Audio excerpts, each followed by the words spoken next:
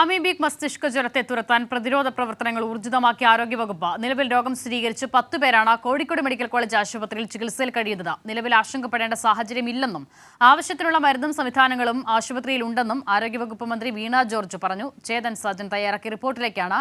ഇതോടെ 9 PM പൂർണ്ണമാകുന്നു. ശേഷം സ്പീഡ് ന്യൂസ് ആണ്. അഷിത സജീവൻ ചേരും. അസിത, സംസ്ഥാനത്ത് മസ്തിഷ്ക ജ്വരം വർദ്ധിച്ചു വരുന്ന സാഹചര്യത്തിലാണ് ആരോഗ്യവകുപ്പ് പ്രതിരോധ പ്രവർത്തനങ്ങൾ ഊർജിതമാക്കുന്നത്. ഇപ്പോൾ നിലവിൽ കോഴിക്കോട് ജില്ലയിൽ 10 പേരാണ് ചികിത്സയിൽ തുടരുന്നത്. ഇതിൽ 2 പേര് കുട്ടികളാണ്. മുതിർന്നവർ 8 പേരുണ്ട്. ഈ 8 പേരിൽ 2 പേരുടെ ആരോഗ്യനില ഗുരുതരമായി തുടരുകയാണ്. ഇതിന് കാരണം ഇവർക്ക് മറ്റ് ചില ഗുരുതരമായ ആരോഗ്യ പ്രശ്നങ്ങൾ ഉള്ളതുകൊണ്ടാണ് ഇവരുടെ ആരോഗ്യനില ഗുരുതരമായി തുടരുന്നത്. ഏതായാലും ഈ കഴിഞ്ഞ ശനിയാഴ്ച മലപ്പുറം സ്വദേശിനിയായ 52-കാരിയും അതുപോലെ തന്നെ ഈ തിങ്കളാഴ്ച 3 മാസം പ്രായമുള്ള കുഞ്ഞുമാണ് മരിച്ചത്. ഇവർ താമസിക്കുന്ന സ്ഥലത്തെ കിണറുകളിൽ നിന്നും സമീപത്തെ ജലാശയങ്ങളിൽ നിന്നുമൊക്കെ ആരോഗ്യ പ്രവർത്തകർ ജലം പരിശോധനയ്ക്കായി ജലം ശേഖരിച്ചിരുന്നു.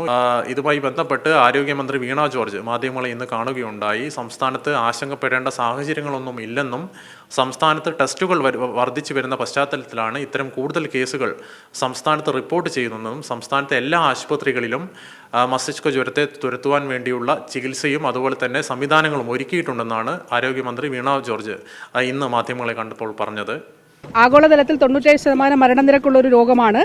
കേരളത്തിൽ നമ്മൾ ആദ്യം കണ്ടുപിടിക്കുന്നത് കൊണ്ട് ട്രീറ്റ് ചെയ്യുന്നത് കൊണ്ട് 23%. അതായത് ലോകത്ത് 100 പേർക്ക് രോഗം പിടിച്ചാൽ മറ്റിടങ്ങളിൽ 97 പേരും മരിച്ചു പോകുന്ന ഒരു രോഗമാണ്. അതിപ്പോൾ നമ്മൾ ഒന്ന് ഡോക്യുമെന്റ്സ് പരിശോധിച്ചാൽ മനസ്സിലാവും.